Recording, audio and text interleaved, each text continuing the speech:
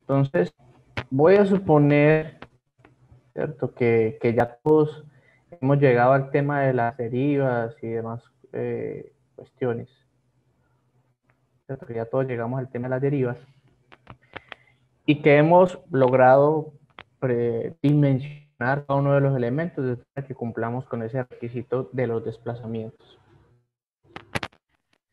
La pregunta, o bueno, lo que sigue, bueno, ¿y ahora qué debo hacer? Sucede que el reglamento que es tiene una dualidad, y es que te pide que tú hagas un análisis lineal, pides que uno, perdón, espérenme que me conecto la tabla, muchachos. Pide que uno haga un análisis lineal, ¿cierto?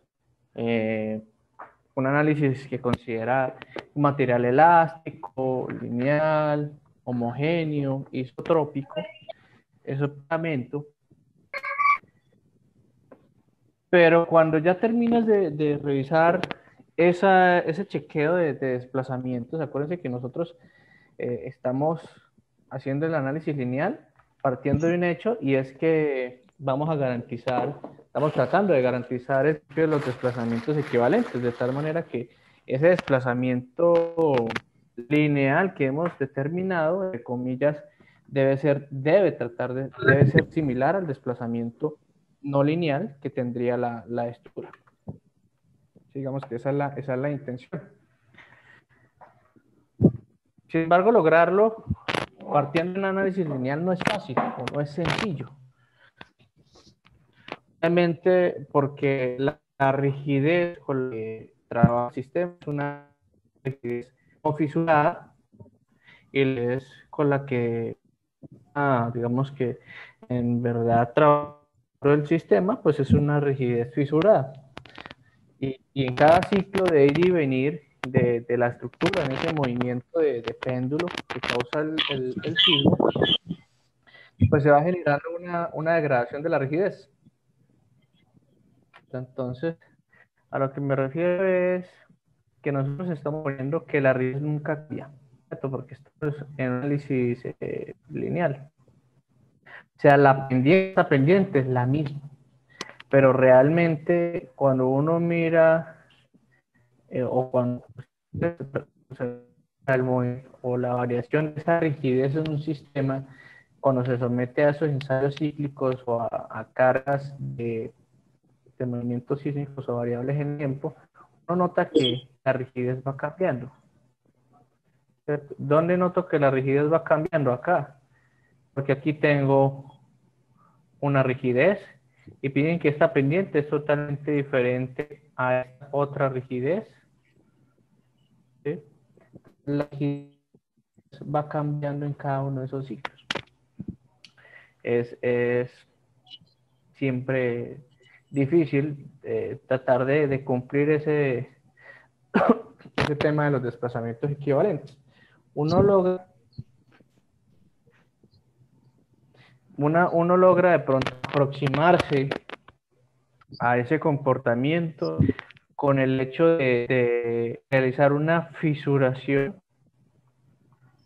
en los elementos. Entonces, en el capítulo C9 hay unos coeficientes de fisuración que uno quizás debería aplicar a cada uno de los elementos, a los elementos columna y a los elementos. Entonces, si uno va a esos capítulos, esos títulos, el título C,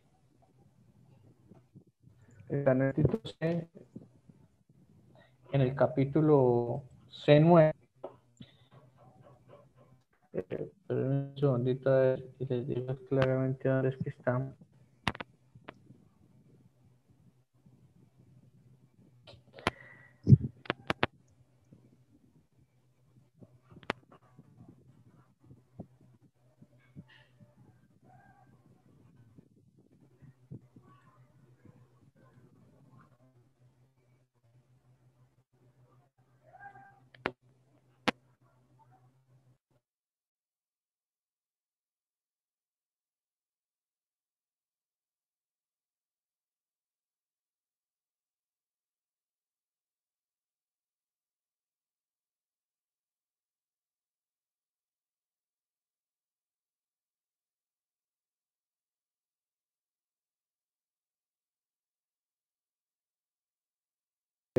ustedes aplicar unos coeficientes de fisuración para el tema del análisis, ¿cierto? Entonces, ustedes pueden aplicar fisuraciones en columnas del 70% de la inercia gruesa. En muros no agrietados o en muros agrietados pueden utilizar desde el 70 al 35%. En de flexión como vigas deben usar el 35% de esa inercia agrietada, y las placas planas, esas planas, el 25%. ¿Cierto? Pero ustedes no pueden reducir el área gruesa de la sección, deben reducir la inercia. Deben reducir la inercia. ¿De dónde salen estos coeficientes de fisuración? Pues esto no es difícil, simplemente es tomar la sección transversal y hacer un diagrama momento-curvatura. En ese diagrama momento-curvatura, cada elemento tendrá una curva esta y se hace la linealización, que el área que está por encima de la gráfica sea igual al área que está por debajo de salir. Entonces, que esta área sea igual a la que está por aquí abajo. Eso se hace una linealización. Y se supone que la inercia, esa relación de 0,70 es el resultado de una fracción. Por ejemplo, para las columnas.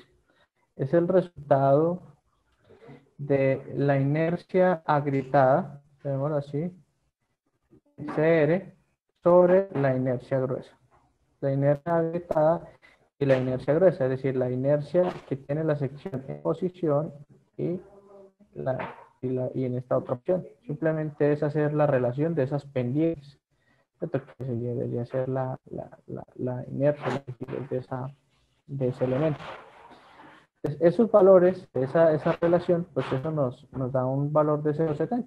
Entonces, como queremos aproximarnos, queremos buscar que partiendo de un análisis lineal se parezca lo más cercano posible a ese resultado no lineal, pues deberíamos partir del hecho de que hay que fisurar los elementos, ¿cierto? Porque fíjense que uno está haciendo una linealización y aún así pues trata de mantener la pendiente, la zona elástica continua, pero fíjense que cada vez que va aumentando la curvatura van cambiando las pendientes.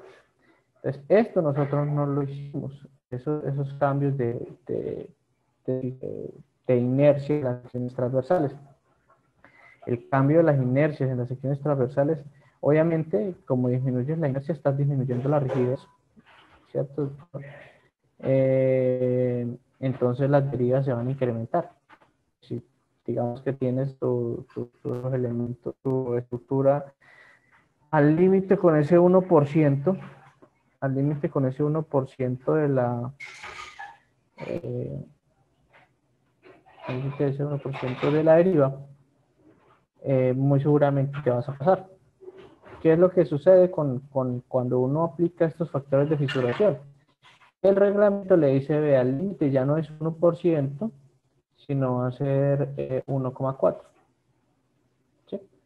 Entonces, al aumentar el límite de esa deriva, realmente, pues digamos que la diferencia no va a ser tan drástico, ¿no? Porque uno diría, uy, ya estoy bajando a la viga al 35. Usted tiene la inercia de la viga al 100%. Y ahora va a poner la solo con el 35%. En las columnas usted las tiene trabajando al 100, las va a poner a trabajar solo el 70. Evidentemente, la rigidez cae, pues aumenta los desplazamientos. Pero al aumentar este límite de la herida, digamos que usted no va a tener esos aumentos tan drásticos en las secciones. Obviamente tendrán que cambiar, ¿cierto? Algunos elementos tendrán que cambiar. El reglamento lo deja a qué criterio, a que ustedes puedan escoger si quieren fisurar o no lo quieren hacer, ¿sí? Todavía deja eso a libertad. Considero que no debería ser así, considero que uno debería hacerlo de esta manera. Digamos que el haber hecho ya varios análisis no lineales han dado a entender que la única forma de que eso se cumpla, esos desplazamientos equivalentes, es que uno debe fisurar, ¿cierto? Si no, no hay manera de que uno cumpla con eso. Eso está en el capítulo C10.4.1. ¿Cierto? Y el tema de la deriva, creo que eso está en el capítulo A, en el capítulo A2.6. Hay una sección que habla de la deriva. Y más abajito dice cuál debería ser el valor de la deriva, si ustedes deberían, quisieran hacer la fisuración. Listo. Entonces, suponiendo que usted puede tomar cualquiera de esas,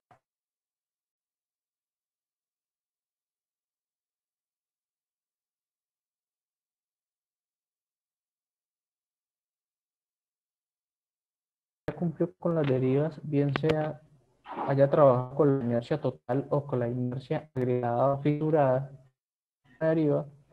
El siguiente paso es, el reglamento nos dice, vea, usted ya cumplió con todos esos desplazamientos, ahora necesitamos que usted diseñe los elementos. El problema con esa etapa de diseño es que como usted parte de un análisis elástico y lineal, ¿cierto? Donde este es el cortante en la base y este por acá pues son los desplazamientos en la cubierta. Como usted parte, el método de la fuerza horizontal equivalente es básicamente aplicar sistemas de un grado de libertad. Es suponer que la rigidez del edificio se concentra en un palito y lanza en una palita en la parte superior, como si fuese un péndulo. Y el cortante en la base lo estás aplicando acá. De cierta manera que de eso, pues tú tienes un desplazamiento. ¿Cierto? Este es el concepto más sencillo de lo que es la fuerza horizontal equivalente, un sistema de un solo grado de libertad, digamos, hablando de la dinámica. Ahora, como estamos aplicando fuerza horizontal equivalente, significa que nosotros para cada desplazamiento vamos a tener una fuerza. Es decir, cuando el edificio estaba acá y tenía este desplazamiento, había una fuerza menor al cortante de la base, hasta que se alcanzó este desplazamiento total y se llegó al cortante de la base total. Esa es la. Nosotros estamos partiendo de aquí.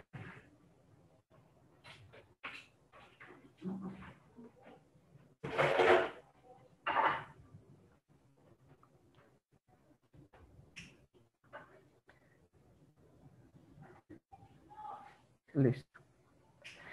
Entonces nosotros estamos partiendo de que usted con este cortante en la base, con este cortante, el cortántico, que es el que ustedes determinaron como cortante en la base B sub S, como el peso de la estructura por ese. Con este ustedes verificaron que los desplazamientos, el desplazamiento elástico es aproximadamente o igual al desplazamiento inelástico, porque estoy tratando de utilizar el principio de los desplazamientos equivalentes. Pero sería incorrecto que usted diseñe los elementos de fuerza tan grande para esta fuerza, para ese cortante, cuando en realidad en ese punto, pues el cortante que presenta la estructura no es ese, es un cortante mucho menor, ¿cierto? O sea, que el cortante que va a experimentar la estructura, o sea, el cortante en la base que va a experimentar la estructura, sabemos este 1 y este 2, ¿cierto? Al momento de alcanzar ese desplazamiento no va a ser esta fuerza completa, no. Acuérdense que nosotros partimos de un análisis elástico para poder garantizar, para poder cumplir desplazamiento equivalente. Lo que estamos igualando en realidad los desplazamientos y no las fuerzas. Entonces necesito convertir ahora ese cortante tan grande, ese cortante elástico, en ese cortante en la base inelástico. ¿Cierto? Y para poderlo hacer, pues va a aparecer acá, ¿cierto? Esta distancia, que es lo que en el reglamento llaman R, que es el coeficiente de disipación de energía. Claro, ahí tiene un nombre más largo, pero digamos que entre comillas es eso, el coeficiente de disipación de energía. Entonces, Lo que sirve SR, que SR depende de cada sistema estructural, tiene un valor distinto. SR lo que me representa es lo siguiente, es la fracción entre esos dos señores. De manera que si yo quiero convertir ese cortante elástico al cortante inelástico, pues debo dividir ese cortante elástico entre el coeficiente R. Sin embargo, R que nos da el reglamento que está en el título A, capítulo 3, es un R para una estructura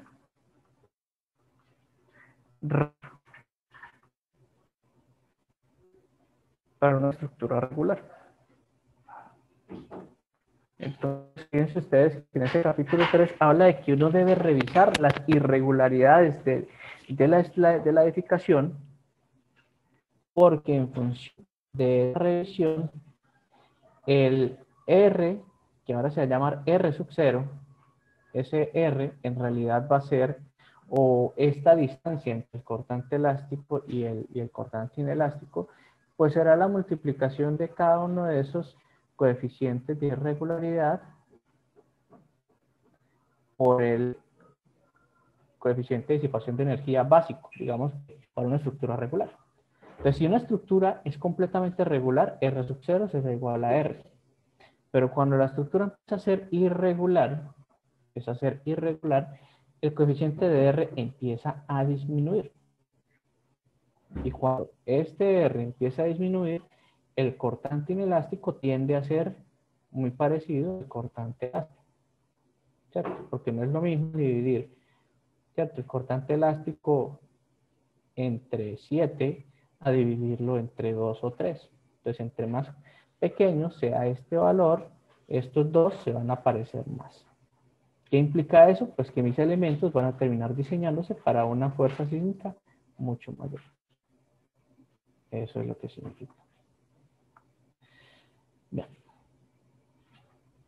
Entonces lo que necesito ahora es ir a buscar en el reglamento cuál es el R que me da el reglamento para el sistema que estoy trabajando. Ustedes, al principio, el reglamento dice, vea, usted debe clasificar su estructura en alguno de los 4 sistemas que estamos dando. Es decir, pórticos, puedes hacerlo para muros, tenemos sistemas duales y sistemas combinados. Para cada uno de estos, el reglamento da un valor de R. Y ese valor de R para cada uno, pues dependerá, por ejemplo, si son pórticos en concreto, son pórticos en acero, si son pórticos en madera, ¿sí? También, pues si son muros en concreto, si son muros en acero, si son muros en madera, si son sistemas duales combinados, muros en acero y columnas en concreto. O sea, en cuánta combinación hay un valor de R. Entonces, hay que buscar el valor de R que nos corresponde. Y si ya tengo el valor de R, de estos 3 valores, y estos son los coeficientes de irregularidad.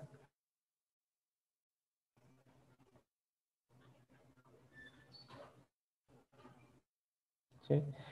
Esos coeficientes uno corta estos espacios al principio en blanco, porque no íbamos a ver de una vez. Tenemos que llegar hasta acá. Entonces necesito evaluar las irregularidades del sistema para poder determinar cuáles son los valores de phi sub A, phi sub P y phi sub R. Phi sub A es irregularidades en altura, phi sub P irregularidades en planta, altura, planta y redundancia. Los valores de estos coeficientes pueden variar desde 0 para phi sub A, de 0,8 hasta 1.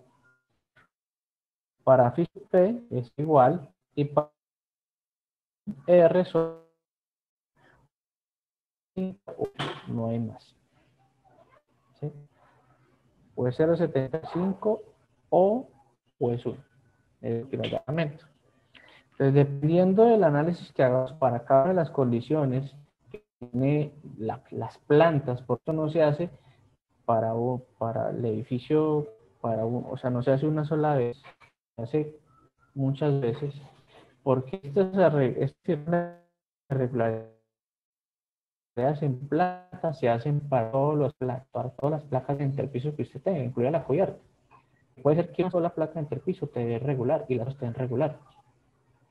Igualmente, si una sola placa queda irregular, por ejemplo en planta, pues tendrás que multiplicarlo. O sea, toda la estructura debe ser regular. Entonces, estos análisis de irregularidades se hacen para cada una de las plantas. En planta se hace para cada una de las plantas. Si tienes 4 pisos, para las 4 plantas. Las irregularidades en la altura sí se hace para la edificación completa. ¿Cierto? Considerando todos los niveles, uno va revisando. Y la irregularidad por redundancia también se hace para la estructura completa. Entonces, digamos que la más irregularidad en planta, pues suponiendo que todas las plantas de ustedes son iguales, pues tendrán que hacerlo una sola vez. ¿Hasta eso está o hay preguntas?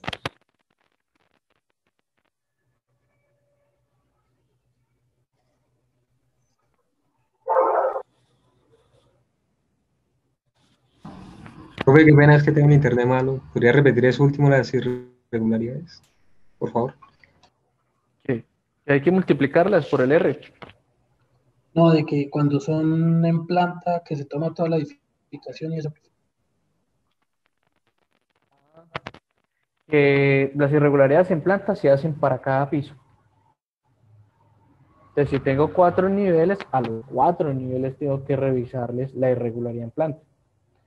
Y la irregularidad en planta no es una sola, son 5 características que definen la irregularidad en planta. La irregularidad en altura se evalúa toda la edificación. No se hace planta por planta, digámoslo así, sino que se analiza todo el contexto del edificio en la altura. Sin embargo, las irregularidades en altura sí se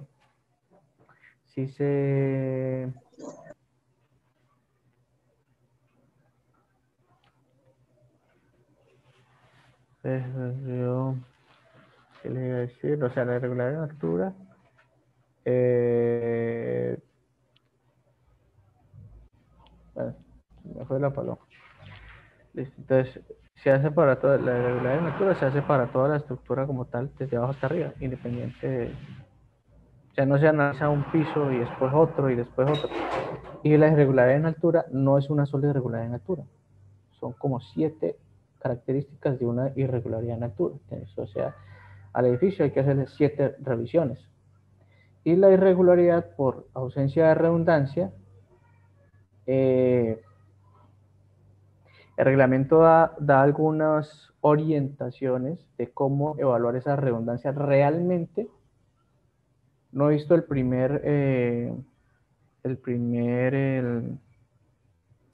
informe de diseño de una estructura donde verifiquen el coeficiente de redundancia. El reglamento dice cómo debe evaluarse, o sea, entre comillas dice cómo debe evaluarse la irregularidad en redundancia, pero no indica cómo. O sea, dice cuál es la característica que debe cumplir para que usted escoja 0,75 o 1, pero no dice cómo debe ejecutar el análisis sí, esa evaluación para poder llegar a esa conclusión. ¿Sí? Por eso me imagino que en ninguno de los informes que en algún momento he leído, pues lo he visto. En la mayoría de informes que yo he visto de irregularidades en planta, en altura y ausencia de redundancia, pues los diseñadores simplemente colocan los valores, o sea, ni siquiera colocan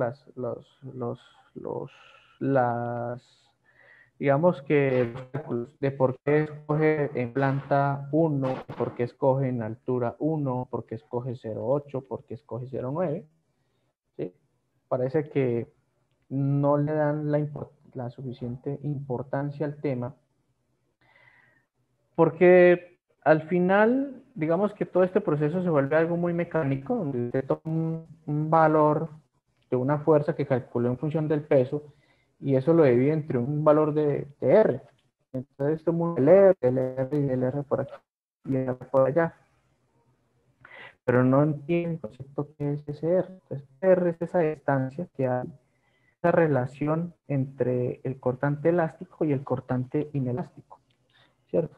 Lo que pasa es que si usted va a diseñar su estructura para el mismo cortante elástico, esas dimensiones que usted tiene de 30 por 30, 35 por 35, no le van a funcionar. O sea, si bien es cierto, usted ya cumplió con sus derivas, la cantidad de acero que le va a pedir va a ser tanta que usted va a tener que aumentar esas dimensiones a 50, 60 centímetros, hasta 70. Eso estoy hablando por la distribución de la barra longitudinal de la columna. La cantidad de estribos que le va a pedir por la fuerza cortante que va a tener que tomar es tremenda, es brutal. O sea, es muchísima, muchísima, muchísima fuerza cortante. Por eso, si ustedes notan esto, la pregunta es, ¿por qué creen que la línea roja es así? O sea, se presenta esta curvatura. Ya dije que es porque la rigidez está cambiando. La rigidez está cambiando en cada instante. ¿Pero qué significa que la rigidez está cambiando? ¿Qué le pasa al elemento?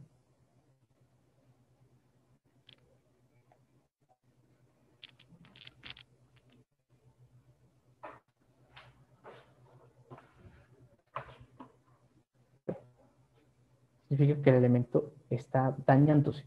El elemento se está dañando. Se está fisurando más de lo normal.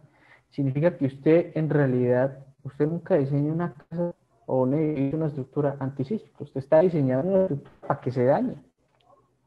Porque si usted va a diseñar para una fuerza, ¿cierto? Que es mucho menor, entonces el resultado real es que la fisuración o la rigidez de esa estructura cada vez va cambiando hasta que colapse, pues significa que sus elementos se están dañando.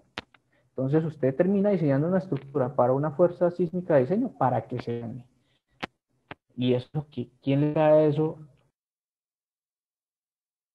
¿Quién le explica al dueño del proyecto que uno no está diseñando la estructura realmente para que no se caiga? Usted está diseñando la estructura para que se dañe, para que en el momento en que llegue esa fuerza sísmica, todos los elementos se dañen. ¿Cierto? ¿Quién le explica eso a la gente? Porque uno le llega a decir eso a la gente, pues ¿para qué van a comprar casa? ¿Cierto? Van a decir, pues yo para qué compro casa si se va a caer. Pues en el momento en el que eso ocurra, ¿no? Eso sí es cierto. En el momento en que eso ocurra, pues ella se va a caer. ¿Cierto? Pues yo no. Por eso, digamos que el tema de la forma de dar ya se ha ido cambiando. Este tipo de formas de diseño que todavía se enseña, ¿cierto? Y que todavía se aplica. Se llama, pues es diseño basado en resistencias, ¿cierto? En que usted le proporciona a sus elementos X o Y resistencia, X o Y capacidad de deformación, y usted espera que cuando eso se presente,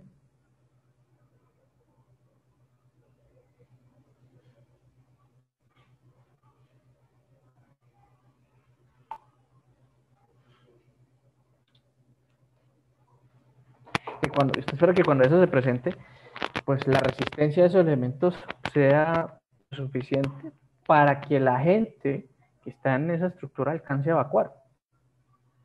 Alcance a evacuar y pues ya después de eso sí toque derrumbar esa vaina. En caso de que llegue el sismo de diseño. Porque pueden llegar a presentarse muchos casos. O sea, temblar, puede llegar a pasar, por ejemplo, que ocurran diferentes sismos. O sea, no el de diseño, sino una intensidad menor. Y obviamente, pues no se dañen todos los elementos, pero ¿quién garantiza que no se dañen otras cosas? ¿Cierto? Entonces, eso resistencia, lo que estamos garantizando simplemente es que le estamos dando una cierta capacidad a la estructura para una demanda específica. Esa demanda específica, pues, es la fuerza sísmica de diseño. Pero a pesar de que esa capacidad, tenemos una incertidumbre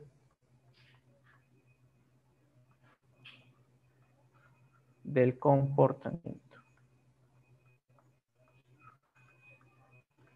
Porque,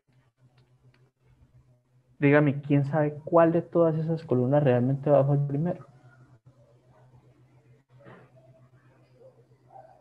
O si es la viga, o si de pronto la zapata. Para el sismo de diseño. Porque obviamente usted ve la estructura ahí en piezas, las estructuras todas están en pie. Yo no he visto, por lo menos aquí en Cúcuta, el primer caso que se le haya caído una estructura a un maestro. ¿Por qué? Porque es que, pues si no la solicitan, pues ¿qué les va a pasar? Pues nada. ¿Cierto? Dice que cuando llegue el día de los temblores, ahí veremos, pero mientras tanto a eso no le va a pasar absolutamente nada. Por cargas verticales, esas dimensiones son más que suficientes por cargas verticales, pero el reglamento pide que se diseñe por cargas sísmicas. Ese es el dilema, ¿cierto? Entonces, si estuviéramos en un país, ¿cierto?, en una zona donde digamos que la amenaza más importante no es la carga sísmica, que las dimensiones van a ser más pequeñas. Por eso ustedes ven que de pronto en otros países hacen cosas muy locas. ¿Cierto? ¿Por qué? Porque en esas zonas o en esos lugares, quizás la demanda sísmica no es la fuerza más importante a la hora de diseñar. ¿Cierto? De pronto es estar en una zona donde nunca ha temblado, siquiera, jamás, o ni siquiera pasa por ahí una falla geológica, o qué sé yo. Nosotros en Colombia estamos rodeados por todos lados de fallas geológicas. Sí. Entonces, ese es el problema. Entonces, nosotros tenemos una incertidumbre de comportamiento. Si bien es cierto, diseñamos todo y le ponen a cero, pero dígame usted, ¿cuál es la certeza que usted tiene si primero abajo ya la columna de abajo, la de arriba, o la viga en cierta habitación? Usted no tiene ni idea, porque usted lo único que le interesó fue darle resistencia en función de la demanda. ¿Cierto? Usted le dio resistencia a cada uno de los elementos en función de la demanda que es la fuerza para cada uno de ellos. ¿Cierto? Entonces, esa metodología de diseño por resistencias se está cambiando desde hace mucho. Aquí no se aplica, pero ya se aplica en otros lugares, como en México, como en los EEUU, ¿cierto? Sobre todo acá en estados como Miami, la zona de Florida, donde realmente se le pregunta al dueño, ¿usted qué quiere? Si esa es la pregunta, ¿usted qué quiere? ¿Usted quiere para el sismo diseño su estructura gigante, que su estructura tenga algunos daños o que su estructura tenga muchos daños? Claro que obviamente ellos le van a decir, no, pues yo quiero que para ese sismo o la fuerza sísmica más grande, pues daños, es que se trate en mucha plata, ¿cierto? Y aquí, pues en menos plata que el anterior, y aquí es más barato, ¿no?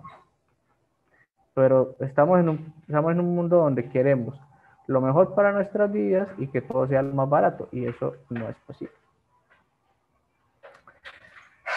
Como ayer hablaba con un ingeniero, lo llamaron por allá de un ingeniero que estaba haciendo unas baterías sanitarias y resulta que en los planos decía que los estudios tenían que ponerlos cada 20 o cada 15 centímetros. Y que él lo mandó a poner a cada 22 centímetros y que la interventoría se dio cuenta. Entonces lo llaman y le dice, digo, ingeniero, ¿qué hago? Y él le dice, Pues, ¿por qué no hizo lo que decían los planos? No, ingeniero, es que a mí el acero me lo están pagando a este precio. Si yo los coloco más pegados, pues yo voy a perder.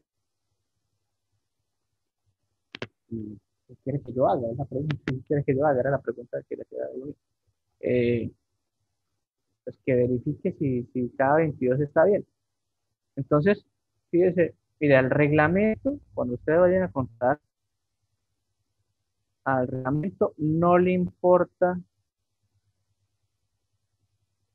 ¿cierto? No le importa a lo que le estén pagando las cosas. Al reglamento le importa que usted cumpla con todo lo que se dice, ¿cierto? Todo lo que dice los planos, todo lo que diga la normativa. Porque acuérdense que esto que es, esto es una ley, y si usted no cumple la ley, pues váyase a un proceso, ¿cierto? Váyase para un proceso. A él no le importa si es que a usted le están pagando el acero y le va a salir, a él no le importa si usted va a perder dinero. No, a ellos le importa es que usted ejecute el contrato, usted pues que lo escogió y lo agarró. Y ahora el problema le va a salir el doble, le va a salir peor, porque me mandó a ponerlos a 22 y muy seguramente eso no va a cumplir. ¿Cierto? Entonces, tendrá que pagar la revisión, tendrá que pagar por la demolición y tendrá que pagar por volver a construir. ¿Cierto? Entonces, si pues por ahora si nos pensamos, pues va a terminar pues, pagando más. ¿Cierto? Entonces, lo claro, si al reglamento no le importa si usted pierde o gana, usted fue que decidió quedarse con ese contrato y decidió que esos precios eran los justos. En fin, entonces, pues vamos acá de hoy. Entonces, hoy en día le preguntan a los dueños, ¿usted qué es lo que quiere? A eso, pues, uno puede llegar a diseñar y establecer unos criterios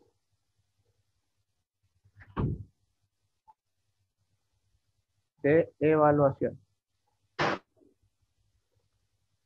Y aquí en Colombia esto no se hace, aquí todo el mundo, métale resistencia, hágale, ¿cierto? Pues igual, colóquele más o menos resistencia, más o menos resistencia a los elementos, igual se van a hacer, porque es la concepción, ¿cierto? O sea, igual todo se va a que eso es lo que es.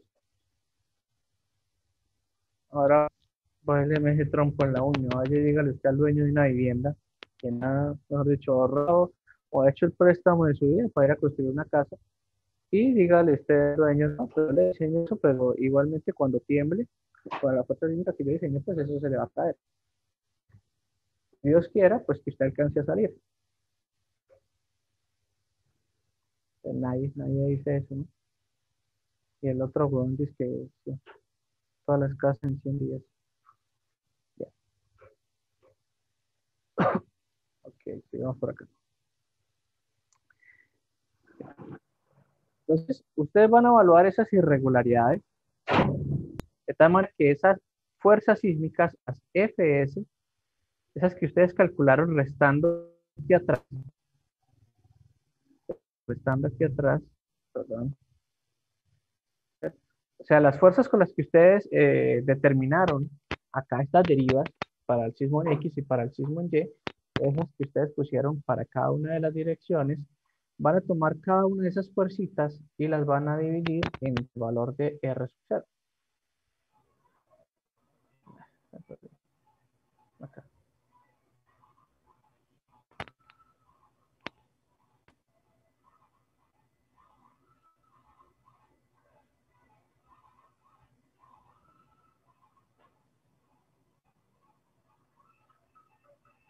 Estas, ¿sí? Estas fuerzas sísmicas por piso que ustedes determinaron, ¿cierto? De la resta de los cortantes del piso anterior menos la de este, ahora este valor lo van a dividir entre ese coeficiente R sub 0.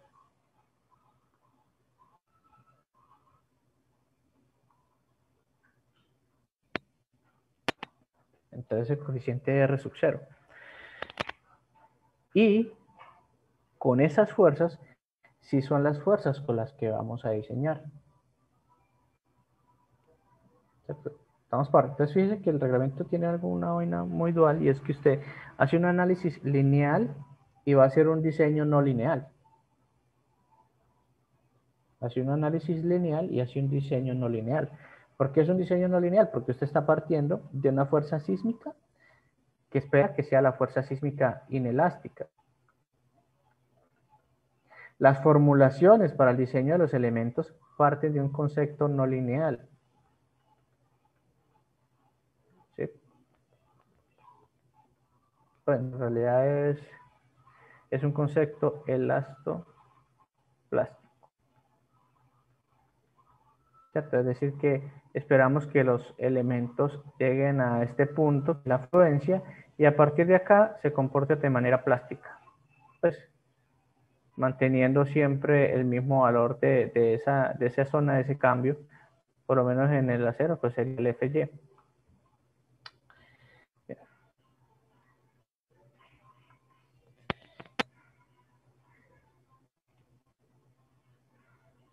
Entonces, lo que vamos es evaluar esas irregularidades. ¿Cómo hablamos de esas irregularidades?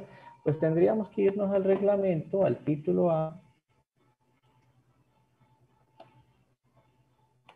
¿cierto? Irnos al capítulo 3, al título A, capítulo A3. Al final de ese capítulo A3 hay unas figuras.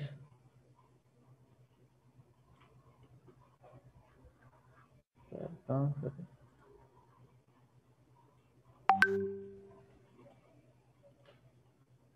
hay unas figuras acá. Entonces tenemos acá, bueno, aquí saca los valores de R, etcétera, etcétera. Esto tienen que estudiarlo, repasarlo. Y aquí aparecen unas, acá. Aparece una tabla que dice irregularidades en planta. Entonces tenemos irregularidades torsional extrema, retrocesos excesivos en las esquinas, y si en el caso en que se presente alguna de estas, pues usted deberá tomar el valor que está aquí en esta casilla. Por ejemplo, si usted evaluó la irregularidad torsional, ¿cierto? Y te dio, y le dio a usted 0,9, y después esta te dio 0,8 y el resto le dio 1, ¿cierto? El resto de irregularidades les dio 1, usted va a tomar el menor de todos. O sea, si todos le dio 1, este 0,9 y este 0,8, pues el valor de phi sub p será el menor de todos, que es 0,8. Y esta evaluación la tiene que hacer planta por planta, nivel por nivel. ¿Sí? Entonces, esas son las irregularidades en planta. Ya miramos. Aquí después vienen las irregularidades en altura. Igualmente son hasta las 5. 1A, 1BA, 2A, 3A, 4A, etcétera. Cada uno dice cuál es el valor de ese coeficiente que debes tomar en el caso que se cumpla ese irregular, y de todos esos coeficientes usted tomará el menor. Si el menor es 0,8 de todos, pues tomará ese menor 0,8. Y aquí aparecen unos esquemas de cómo se deben evaluar. Entonces ustedes ya tienen las fuerzas sísmicas aplicadas en su sistema 3D. Lo que deben evaluar son estos desplazamientos. Fíjense que no es el desplazamiento acumulado, es la deriva, porque está diciendo delta. En el reglamento, delta es deriva, no es desplazamiento, porque si usted tiene una estructura de 4 niveles, ¿cierto? De 3 metros cada nivel, pues usted arriba tendrá un desplazamiento de 12 metros, si cumple con el 1%. Perdón, es que 12 metros. Sí, de 12 centímetros, perdón. De 12 centímetros. Entonces, no significa que usted vaya a reemplazar ahí los 12, no, es la diferencia del desplazamiento del piso anterior menos el superior menos el anterior, ¿cierto? Esa es la deriva, eso es lo que yo tengo que evaluar ahí, no los desplazamientos acumulados. Entonces evaluaré el promedio de las derivas en los extremos, por 1,4 y por 1,2. Y me dice que vea, el desplazamiento más grande en las esquinas deberá ser mayor, o sea, si es mayor a 1,2 veces el promedio y menor a 1,4, se considera irradiación. Entonces phi vale 0,9.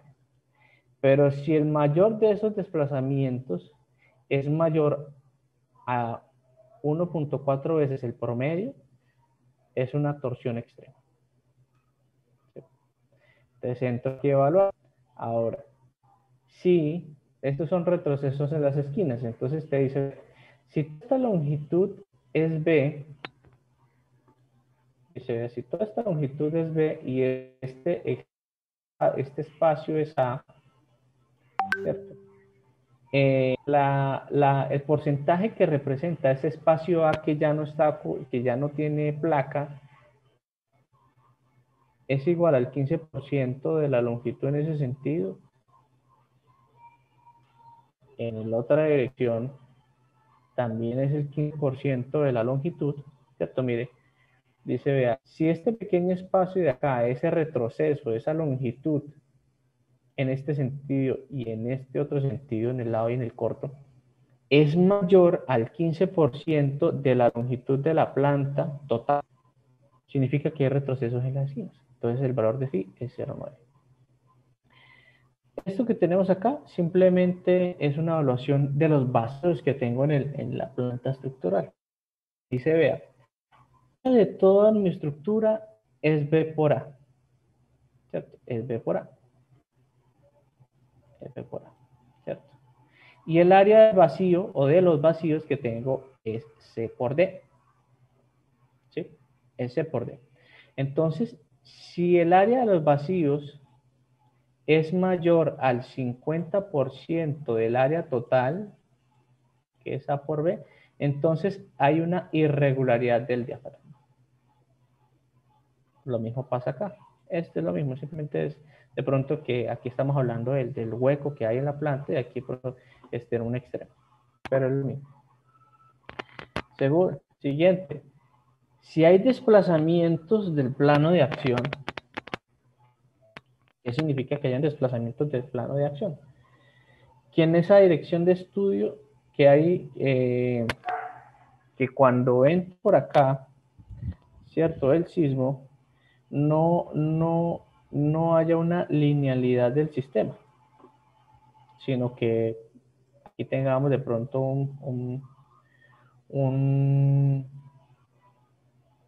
¿cómo lo decimos? Pequeño voladizo y de ahí salga, no sé, algún muro, algún muro.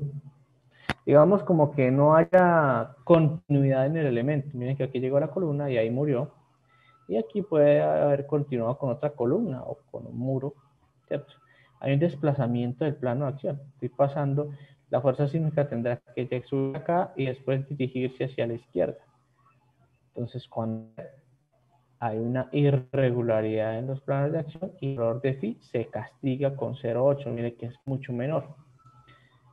Y cuando los sistemas no son paralelos, simplemente pues es esto, que alguno de los ejes o la dirección de las columnas está en diagonal.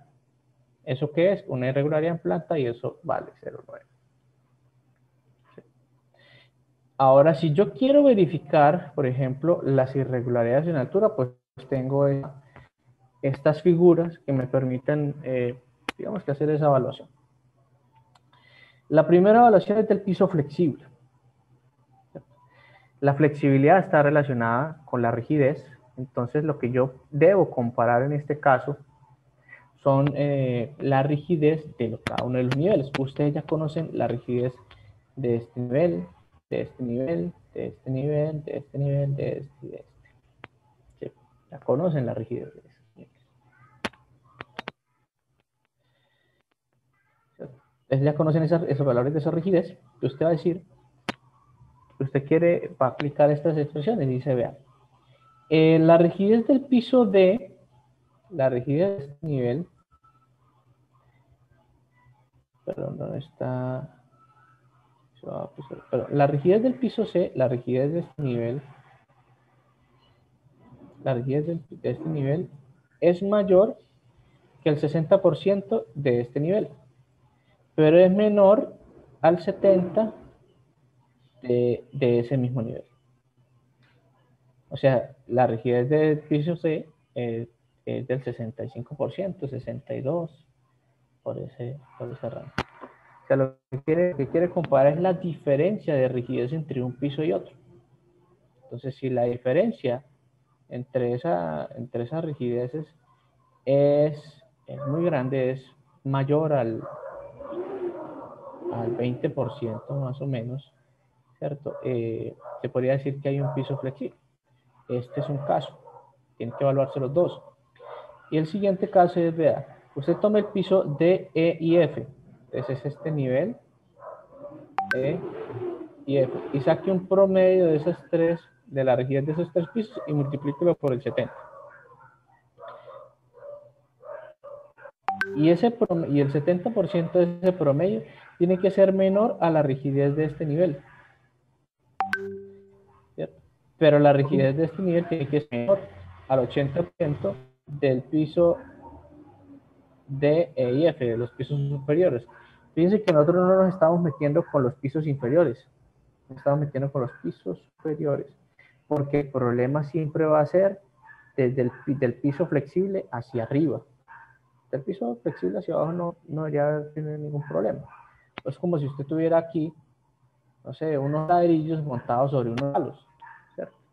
La flexibilidad de esta zona, ¿cierto?, genera un impacto negativo en la estructura que está por aquí encima. Entonces lo que queremos evaluar es cómo es la diferencia de rigidez de este punto, con de aquí para arriba, y ver si en realidad esto es un piso flexible o no lo es.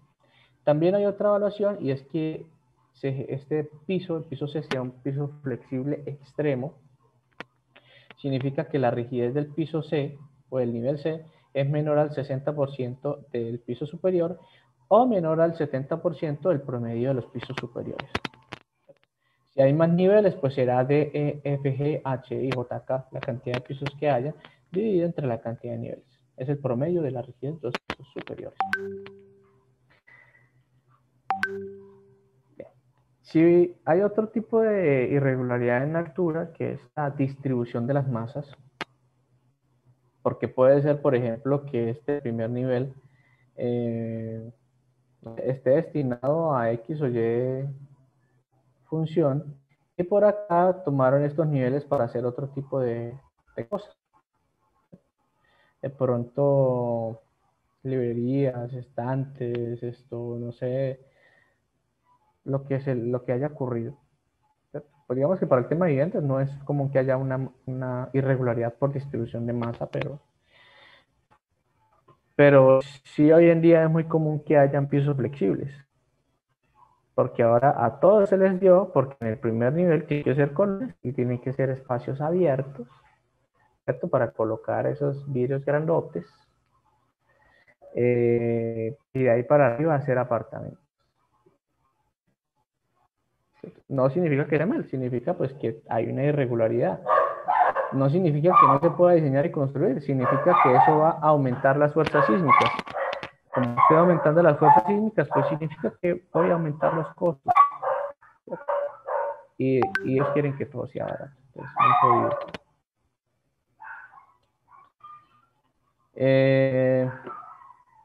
Acá. Entonces, el tema de la extrusión de las masas, simplemente lo que se quiere estudiar es que todos los pisos regularmente tienen la misma masa, por lo menos las placas de entrepiso. Pero no debería pasar que una placa, en un momento una placa de entrepiso tenga una carga muerta o una masa superior al piso, por lo menos miremos el piso D, que este piso D tenga un 50% más de masa que el piso E y el piso C. Este piso D, eso no debería pasar. En caso de que eso suceda, no significa que eso esté mal y que no se pueda hacer. Simplemente significa que hay una irregularidad en la altura y eso tiene que darse. Entonces eso es 0,9. ¿Cierto? Después analizo la edificación completa, la relación de esbeltez. Entonces, analicé la longitud horizontal, ¿cierto? De esa estructura versus el espacio que quedó después de un retroceso como este. Y si esa relación, esa fracción de lo que se retrocede, de lo que después del retroceso es no o es, eso sería que, o es mejor dicho, si esa relación A sobre B es al menos 1,3 o más, usted debe colocar que hay una irregularidad en altura por geometría. Y si sigo bajando, pues encontraré dos irregularidades más en altura que son muy fáciles de encontrar. Y es, por ejemplo, esta irregularidad tipo A4A, y es que no haya continuidad vertical de los elementos. Que aquí llegue la columna y que aquí continúe. No significa que, o sea, bueno, entre comillas, sí está mal. O sea, está mal en el hecho de que usted está interrumpiendo con la transferencia de las cargas. Pero, pues no significa que no lo pueda hacer. Significa que eso se considera una irregularidad en planta. Se considera, perdón, una irregularidad en altura y se debe castigar. ¿Cómo se castiga? Colocando un coeficiente de disipación de energía 0,8. Y si ustedes dividen 1 dividido entre 0,8, significa que usted está aumentando la fuerza sísmica simplemente porque se corrió un poquito la columna, un 25% más. ¿Cierto? Y si usted divide, por ejemplo, y si en la irregularidad en planta también le hubiera dado 0,8, usted ya está aumentando la fuerza sísmica en un 50% más. Y si usted tiene ausencia de redundancia, divida 1 entre 0,75 más 1,5, usted está aumentando casi que la fuerza sísmica 3 veces. ¿Sí? Entonces, como que a veces no sé por qué no los aterrizan a los arquitectos en algún momento de decirles que todo lo que ellos quieren se puede hacer, pero eso es costoso, pero no espere que algo que es bien loco y irregular pues le salga barato. Aquí a la hora de diseño, pues uno puede desviar ese elemento, pero esta zona tiene que tener un diseño, esa zona tiene que tener un diseño especial. O sea, no es que yo coloque, o sea, la plaquita por sí sola no aguanta, porque toda la fuerza sísmica, ¿cierto? Tendrá que pasar por esta zona de la placa. Entonces tendré que diseñar la placa para que sea capaz de soportar la fuerza sísmica que pase de aquí a aquí. Tendré que revisar los esfuerzos, tendré que revisar cómo hacer que la fuerza sísmica continúe de ahí para arriba. Y por último, pues tengo la evaluación de la resistencia de cada uno de los niveles. Y pues la resistencia es totalmente distinta a la rigidez. Recuerden ustedes que no es lo mismo resistencia y rigidez, son dos cosas totalmente diferentes. Así que la rigidez está relacionada con las deformaciones y la resistencia pues con la capacidad de carga que tiene cada elemento. Entonces son dos cosas totalmente distintas. Entonces pudiera uno, digamos que a simple vista por lo que ustedes están haciendo, pues mirar si hay un piso débil o no.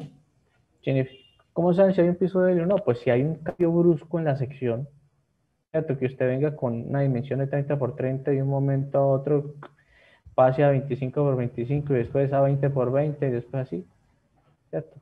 Muy seguramente pues habrá un piso débil.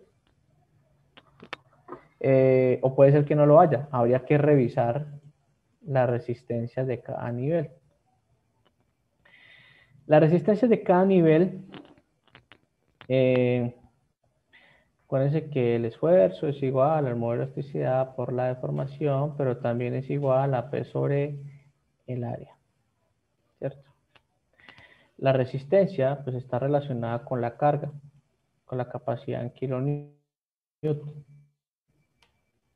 Entonces usted necesita evaluar cuál es el esfuerzo al cual está sometido cada uno de los elementos, ¿cierto? Multiplicando los esfuerzos por el área y determinará pues la carga para cada uno de los elementos y tomará pues el promedio de esa carga, es decir, cuál es la resistencia que tienen esos, cada uno de esos niveles.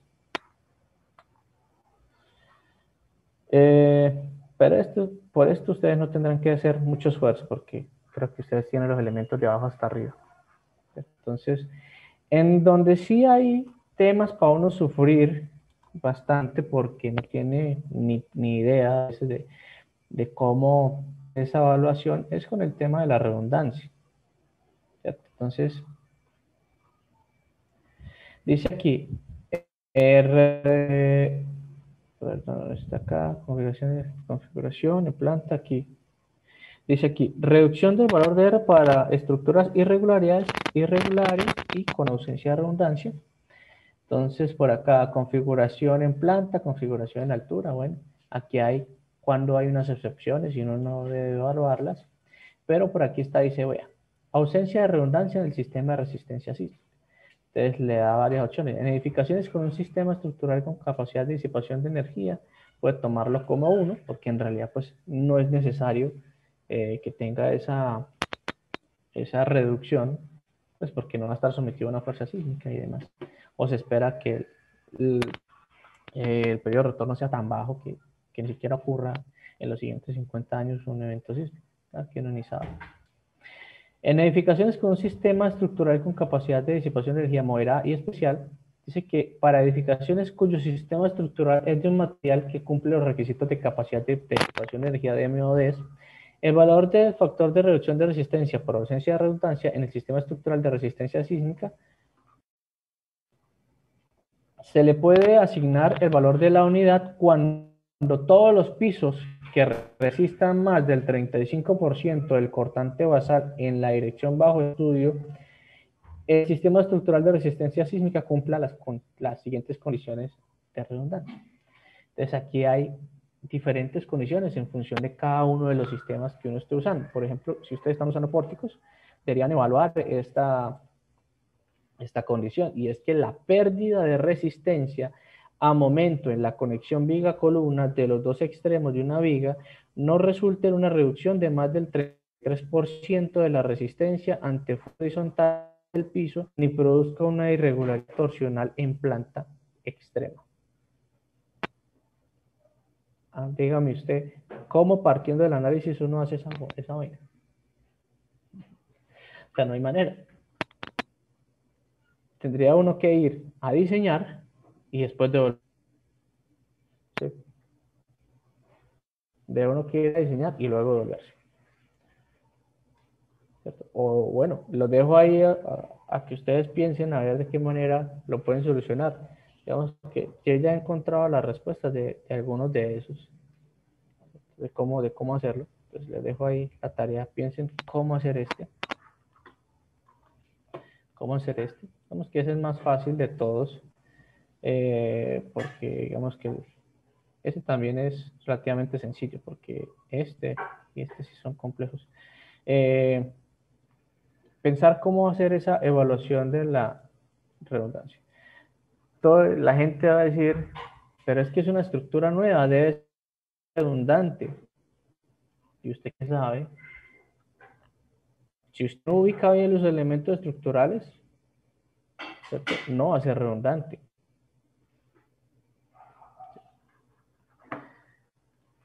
Entonces, eso es el tema de la evaluación de irregularidades. Hay que hacer ese tipo de evaluaciones, verificar cuál es la irregularidad en planta, en altura, por ausencia de redundancia. Y finalmente, pues, encontrar el valor de la fuerza sísmica reducida para hacer la etapa de diseño. Y ya en la etapa de diseño, digamos, teniendo las fuerzas reducidas, yo ya puedo pasar tranquilamente a determinar, bueno, a determinar hacer el análisis para después hacer el diseño. Partamos de acá, del hecho de que usted ya hizo la evaluación de regularidades, usted calculó su R sub 0, usted tomó todas sus fuerzas sísmicas y las dividió niña, ahorita que genial. No inventes. Yo en la mañana con toda la mierda, todo. Yo barré aquí la sala.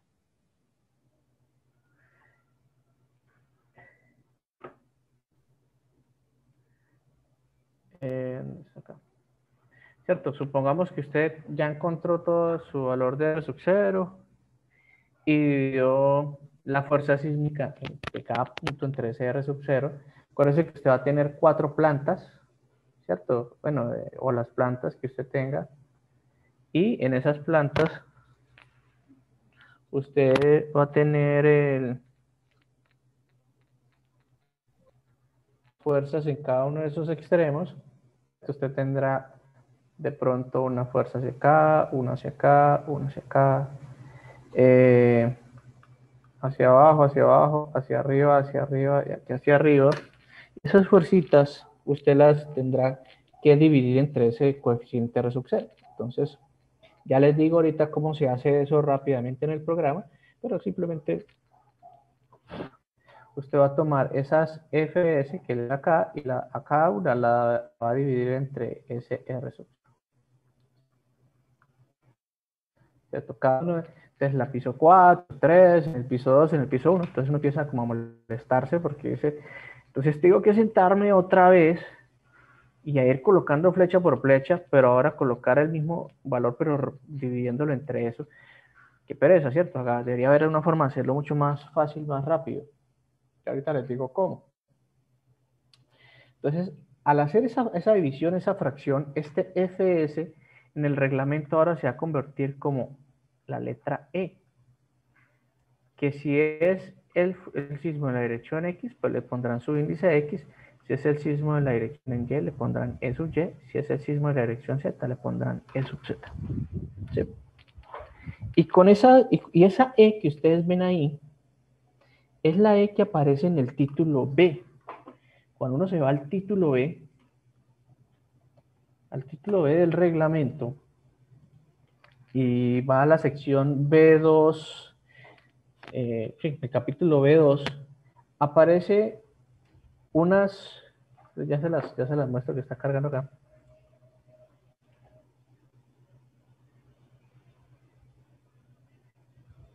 Listo. Cuando uno va al título B y en el capítulo B2 encuentra lo siguiente.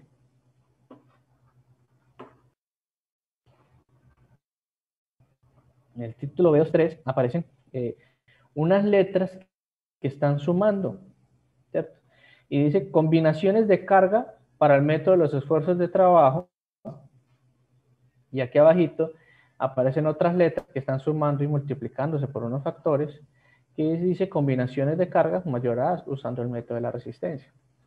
En el reglamento del 98, en el reglamento del 98, se pedía que el diseño de los elementos estuviese basado en el método de los esfuerzos admisibles.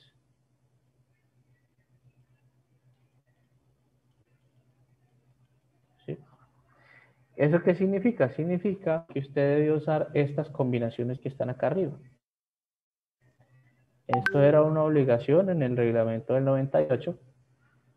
Y en ese mismo reglamento del 98 aparecían estas combinaciones como un apéndice. O sea, si el ingeniero quería usar estas combinaciones, lo podía hacer, pero no era una obligación.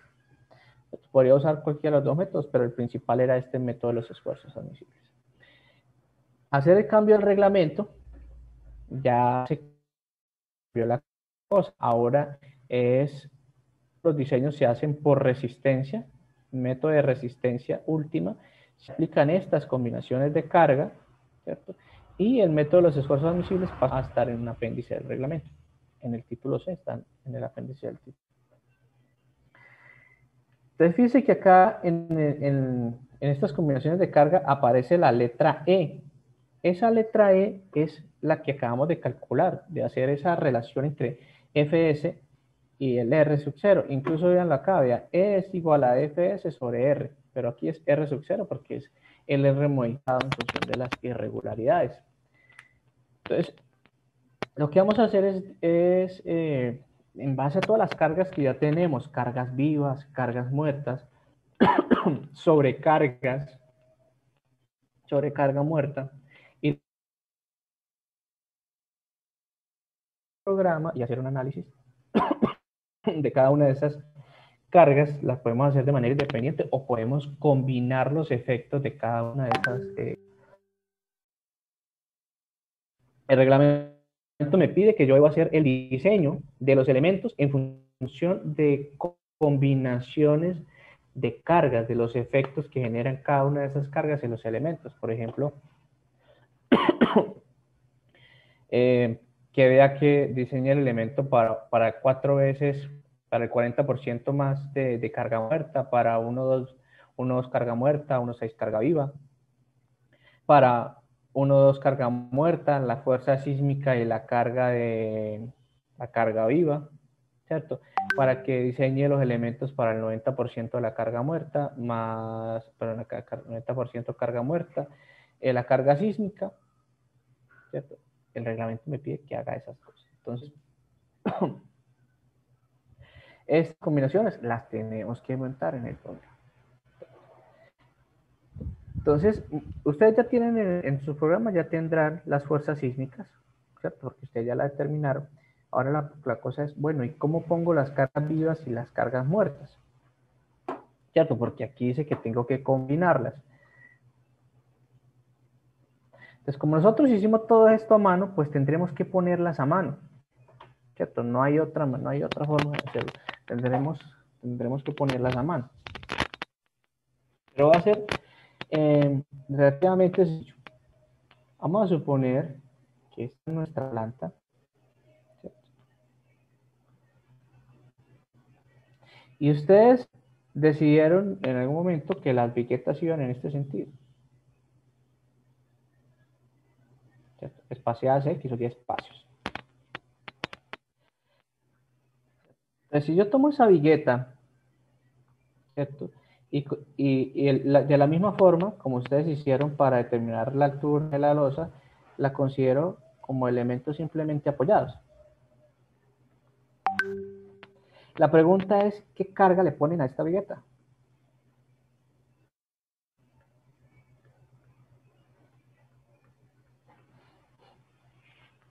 Porque fíjense que ustedes ya tienen un valor de carga muerta.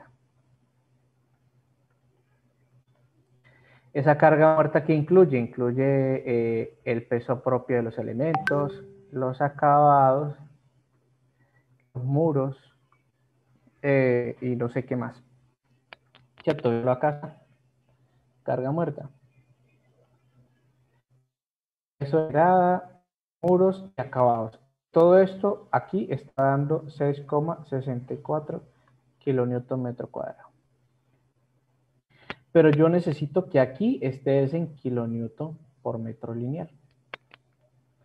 Es decir que debo multiplicar ese valor por la separación de las viguetas, por la letra S, ¿cierto? Para que me quede por metro lineal. Ahora, como vamos a montar esto en el programa, vamos a aprovecharlo de la siguiente manera. Yo no voy a agregar, no voy a sumar el peso propio de los elementos. Voy a hacer que el programa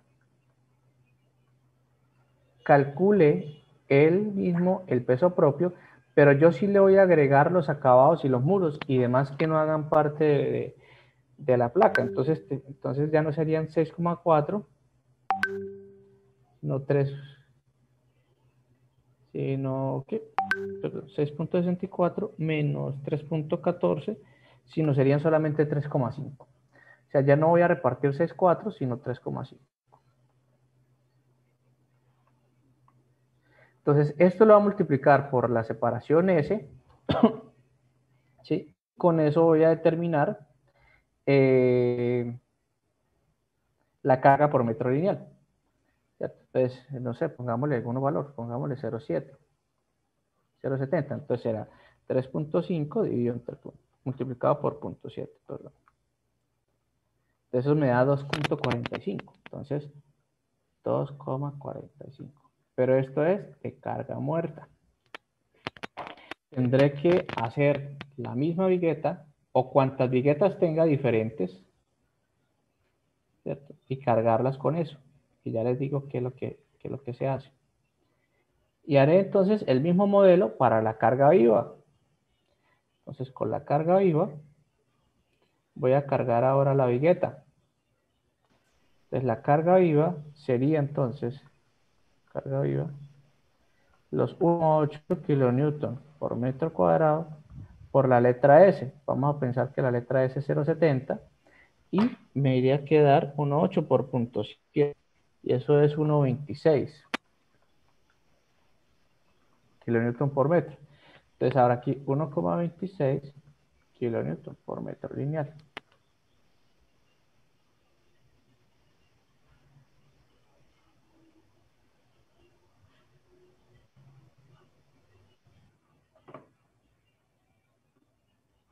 Listo, kilonewton por metro lineal.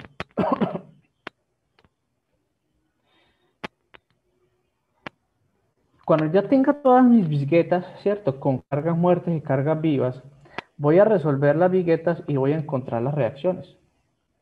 Te voy a suponer que este es el apoyo A, el apoyo B y este es el apoyo C. Entonces la reacción en A, esta es la reacción en B, esta es la reacción en C.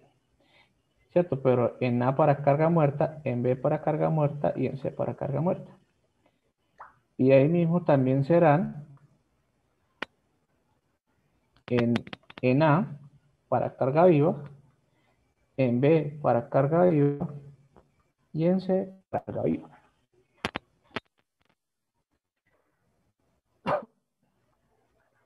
Listo. Entonces, cuando ya las reacciones, que es sencillo, simplemente resolver una viga simplemente apoyada. Bueno, una viga con apoyo simple, hagámoslo así. Entonces voy a cargar los pórticos, porque ustedes ya en su modelo en 3D tienen son puros palitos y unos palitos verticales y horizontales. Entonces lo que vamos a hacer es por ejemplo, el pórtico A, hagámoslo así, pórtico 1. Entonces vamos a hacer el pórtico 1.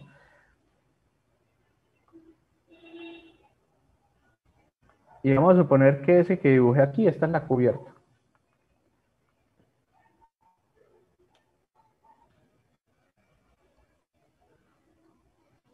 Entonces tengo, ¿qué? 1, 2, 3, 4, 5.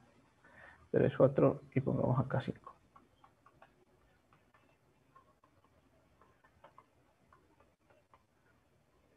Listo. Entonces esa es la cubierta. Entonces ahora lo que voy a hacer es, voy a crear un caso de carga allá mismo en LTAPS, ya lo habíamos visto la otra vez. Entra a patrones de carga y crea un patrón de carga. Y va a crear un patrón de carga que se llame SDET. O como usted quiera. Aquí es donde usted va a poner estas cargas de carga muerta, estas de acá. Y va a crear otro patrón de carga, si ya existe, de carga viva, o el nombre que usted quiera, carga viva, carga muerta, sobreimpuesta, con lo que usted sienta mejor, pero tiene que crear un patrón de cargas. Es como una carpetica donde usted va asignando diferentes valores y después usted le dice al programa, venga, combíneme el resultado de estas cargas que yo puse más los resultados de las cargas de este otro patrón de cargas más el resultado de otro patrón de cargas. Simplemente va a ser decirle eso al programa. Entonces, usted encontró A, B, C y D y resulta que todas las viguetas en ese nivel eran iguales, ¿cierto? No existían vacíos por alegría de la gente, por alegría del diseñador, porque las escaleras iban a ser exteriores, entonces todas las piquetas son las mismas. Entonces voy a tomar esa reacción A. Entonces lo que yo estoy obteniendo en realidad es esto. Aquí llega una vigueta, aquí llega una vigueta, aquí llega una vigueta y aquí llega una vigueta. Aquí lo que obtengo es RA de carga muerta, RA de carga muerta, RA de carga muerta, RA de carga muerta. Tengo muchas cargas puntuales. Pero ponerme a colocar cargas puntuales en ese pórtico, eso es muy largo, nunca voy a acabar. Entonces lo que vamos a hacer es colocar por metro lineal. Entonces voy a tomar esa reacción de A por carga muerta y la voy a dividir entre la separación S. Entonces, ahora sí me va a quedar kilonewton por metro. Y ese resultado sí lo puedo poner desde aquí hasta acá como una carga por metro lineal. Y como todas las viguetas sobre ese pórtico eran iguales, o la reacción sobre el pórtico completo de extremo a extremo eran iguales, pues acá pues me quedará la reacción de carga 1 dividido entre S. ¿Y qué hago con la carga viva? Igual, entonces ahora tendrás que tomar la carga viva de la reacción que está llegando a ese pórtico, lo dividirás entre la S y eso te va a quedar ahora sí en kilonewton. Y eso es lo que pone acá.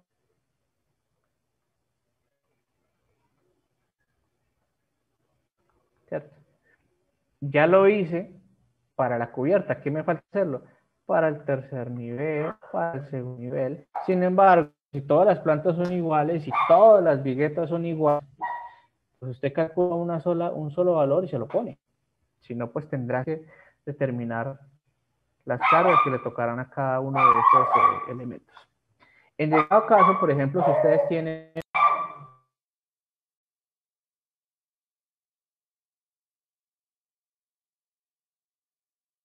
por ejemplo, los huecos de las escaleras, pues en ese hueco no está llegando ninguna vigueta. Y el peso propio, que es lo único que estaría ahí, pues el programa lo va a considerar por solo. Entonces, ese tramito, pues no le pone carga. ¿Sí? No le pone carga.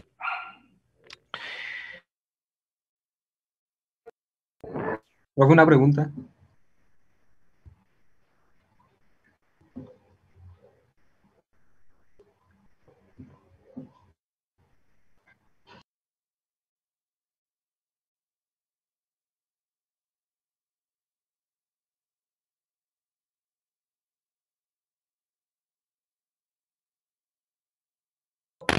Dígame, ¿qué es lo que necesita?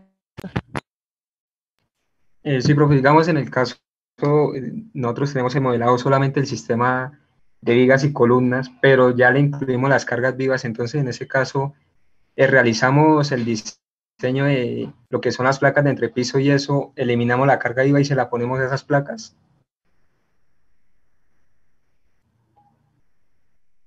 Ya pusimos la carga viva. Bueno, no sé, uno tiene muchas maneras de modelar. Sí, Digamos, señor. Sí, es que digamos, o sea, yo lo que hice fue todo el sistema, pero no le asumí las placas vivas, pero en los cálculos sí anexamos esas cargas vivas. O sea, que así, en pocas palabras, se puede dejar así o... digamos que hay programas que ya lo hacen. Por ejemplo, ya te digo quién. Por lo menos el Midas ya te hace este cálculo. Porque él trabaja con líneas de rotura. Entonces, directamente, cuando uno crea el patrón de cargas y le dice que eso está en una sola dirección, indica cuál es la carga por metro cuadrado, ya hace esto internamente. ¿Sí? Hay otros programas que no lo hacen. Por ejemplo, el ETAP no lo hace. El SAP no lo hace. Entonces, hay que hacerlo a mano. O hay otras formas de también modelarlo utilizando elementos tipo membrana, ¿cierto? O elementos tipo shell, pero pues uno tiene que tener cuidado de que no debe transmitir momentos en los extremos porque le estaría aplicando una torsión. Tendría que tendría que liberar, ¿cierto? Los grados de libertad eh, de rotación sobre los ejes X, Y o el eje Z, cual sea el eje local.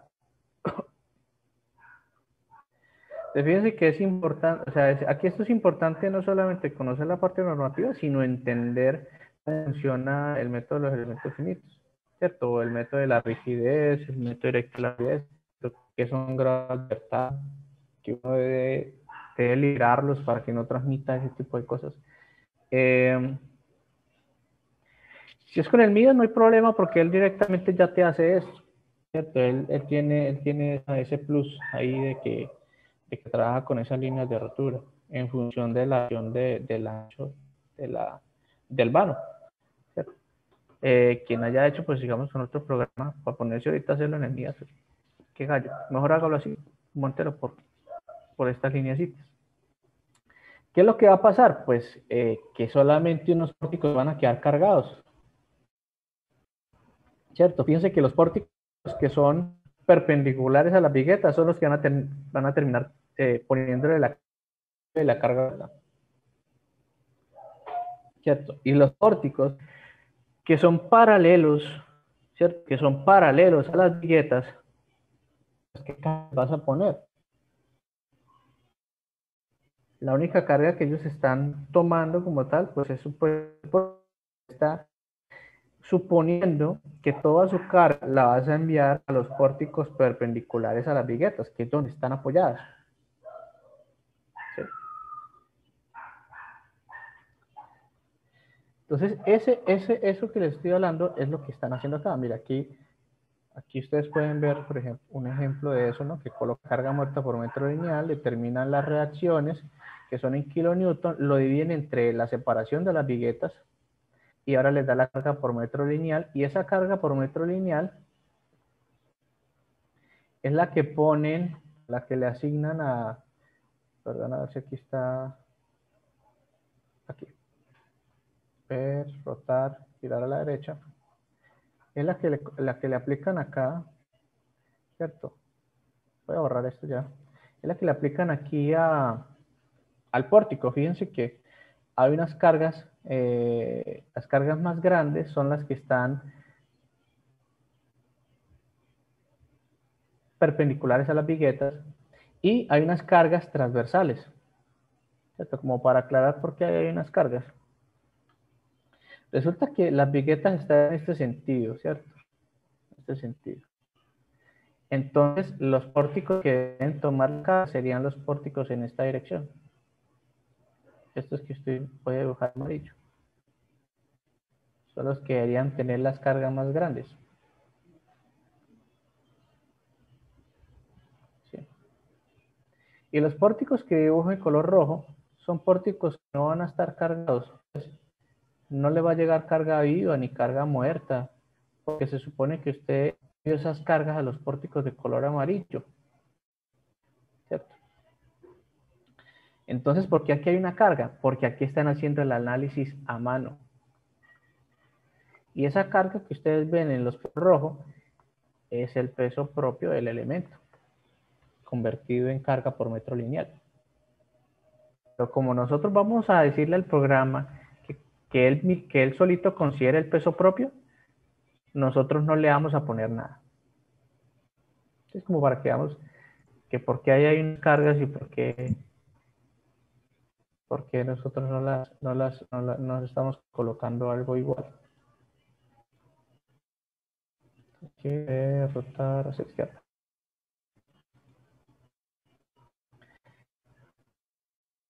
¿Sí? Listo. Entonces, cargas sísmicas, ojo, que ya deben ser las reducidas. Vamos a generar las combinaciones de carga, que son las que les mostré hace rato, que son las que nos da el reglamento en el título B. Sin embargo, esas combinaciones de carga el reglamento dice, no las aplique solos. Genere algo que se conoce como los efectos ortogonales. Y los efectos ortogonales es aplicar carga sísmica de manera, pues la carga, digamos que los efectos de los sismos de manera acoplada. Es decir, usted va a considerar, por ejemplo, que el efecto de la carga viva entra en este sentido y que el 30 en este sentido y el 30 y de la carga sísmica en este. Entonces, este sería EX y pongamos aquí que sería el 30% de la carga sísmica. Y después lo inviertes. Dice el 30% de la carga sísmica en este sentido y el 100% de la carga sísmica en este sentido. ¿Sí? Obviamente yo estoy poniendo que va hacia la derecha, pero aquí también puede ser hacia la izquierda. Entonces, 100% de la que sería negativo, aquí hacia abajo, el 30% de ella, y así pueden salir, y de esta manera salen 21 combinaciones de carga. Salen 21. Y aquí no están puestas todas las 21. Vamos a ver si aquí las encontramos. No. No están. pero uno puede determinar las 21 combinaciones de carga. Entonces vayamos a mirar aquí cómo vamos a hacer en el programa, ¿cierto? Por lo menos miremos en el etapas cómo se hace algunas cosas.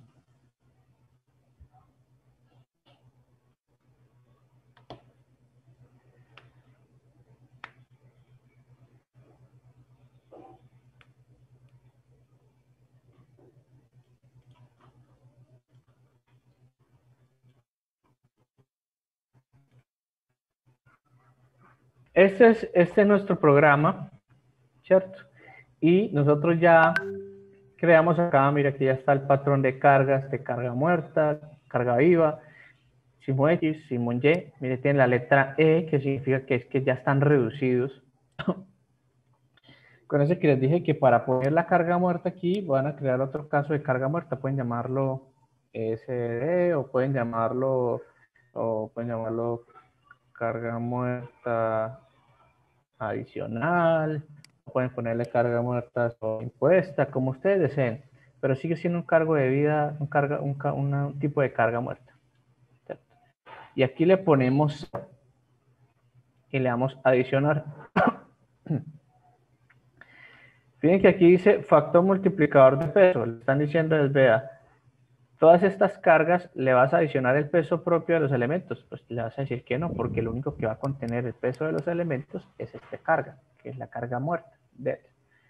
Y le damos OK. Entonces me vengo para acá para que ustedes vean aquí en load case. Yo voy a tomar, ¿cierto? O sea, yo tengo todas estas carguitas que yo ya puse en el... ¿Por qué no las puedo ver? Allá, ahora sí. Ya tengo todas estas carguitas que puse la otra vez que nos vimos, ¿cierto? Que son las fuerzas sísmicas en los nudos, ¿cierto? Vamos a suponer que son las FS, ¿cierto? Estas fuerzas son las FS. Necesito dividir esas FS entre R sub 0. Entonces, para hacer eso, ustedes van a entrar aquí a la opción que dice definir. Aquí donde dice load case, entran a X o Y, a cualquiera, la que quieran trabajar. Ahí le dan la opción de modificar. Y acá donde dice factor de escala, van a colocar 1 dividido el valor del R sub 0 que les haya dado. Vamos a poner que le dio 4.5. Le van a dar Enter y ahí una vez va a tomar todas las cargas que están dentro de este archivo, o sea, dentro de este caso de carga o ese patrón de cargas, y los va a multiplicar por 0.22. Y hago lo mismo acá. Modifico y aquí donde dice factor de escala, pues 1 dividido entre lo que me dio el valor del R sub 0. ¿Cierto? Y OK.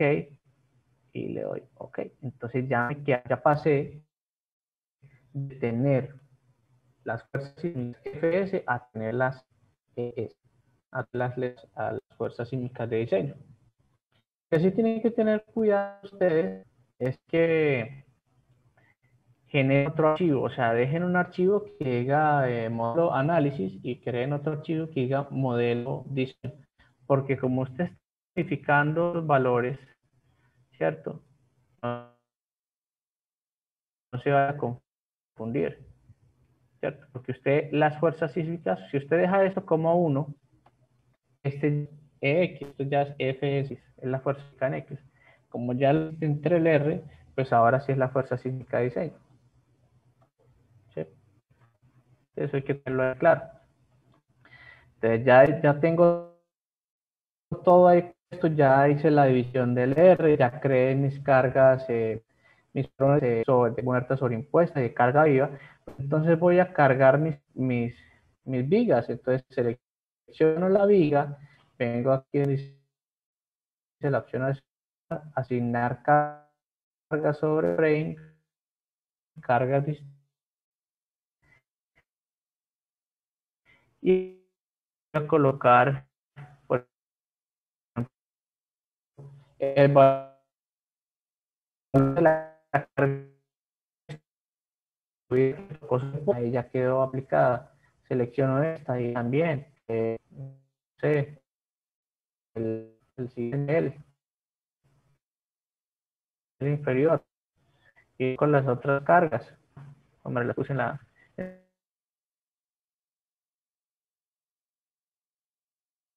Era acá.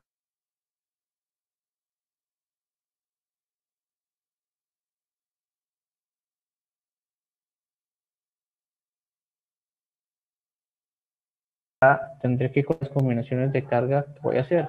1.2D más 1.6L, le pongo de nombre, ¿cierto? Como para... Y aquí voy a adicionar lo que yo haya puesto, carga muerta, carga vivas. Entonces me dice que es 1,2 veces la carga muerta, pues es 1,2. Y 1,6 veces la carga viva, le voy a dar OK, ya me quedó la combinación 1. Si quieren ponerle nombres a las combinaciones, pues entonces póngale acá, combinación 1, 2 puntos, ¿cierto? Y ahora ya le quedó combinación 1. Combinación 2, la 3, la 4, todas las que estén. Yo ahora les paso cuáles son las combinaciones que uno tiene que hacer. Uno puede, después de eso, uno ejecuta el análisis y puede ver, puede ver los resultados de las combinaciones. Es más, usted tiene que ver los resultados de las combinaciones.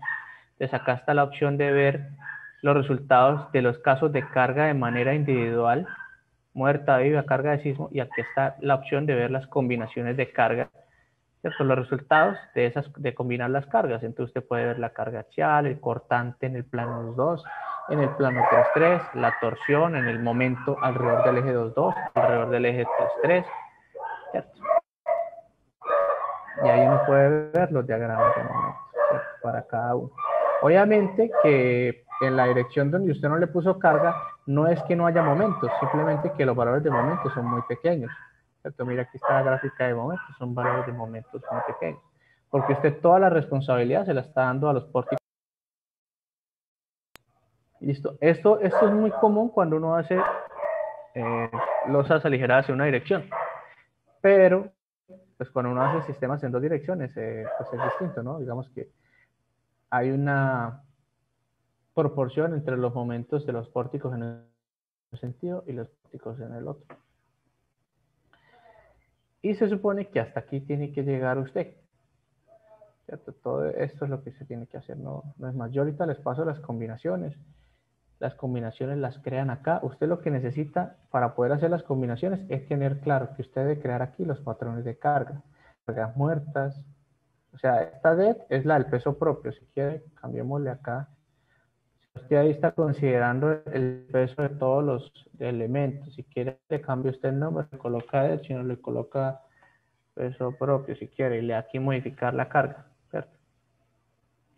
De esta manera que cuando usted corra esto, usted puede ver acá en los casos de carga. Ah, pues madre, es que me quedó guardado en... Tengo que cambiarlos acá. Él toma... Aquí.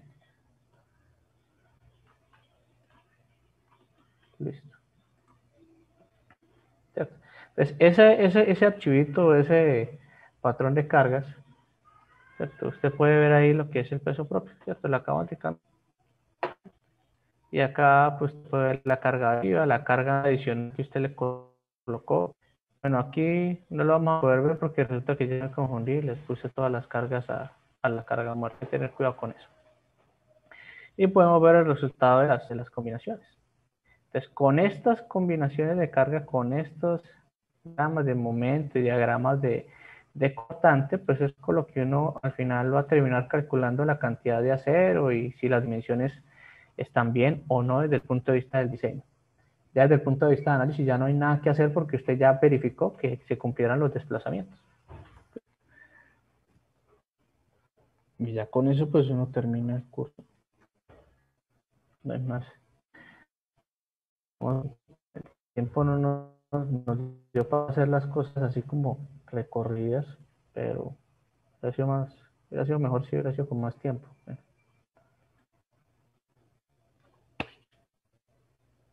Entonces, mañana es el examen.